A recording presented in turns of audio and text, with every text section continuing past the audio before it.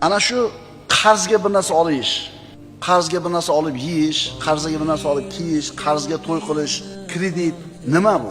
Bu inson o'zining ertangi kunini bugun sotib qo'yishi.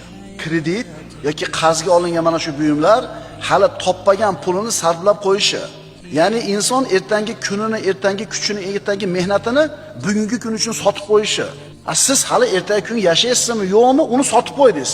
Amir al-Mu'minin Umar ibn Xattob roziyallohu anhudan o'g'li bir kuni pul so'radi.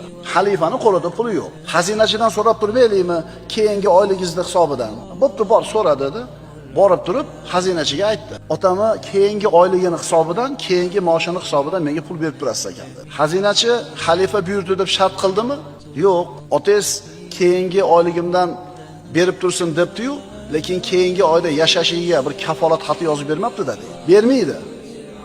Qaytib kelib turib otasiga, Amir al-Mu'mininga, Umar ibn Xattobga bermadi desa, bersa adavini berardim, jazolardim. Mana qanaqa yashash kerak. Bori bilan yashashga odatlanaylik.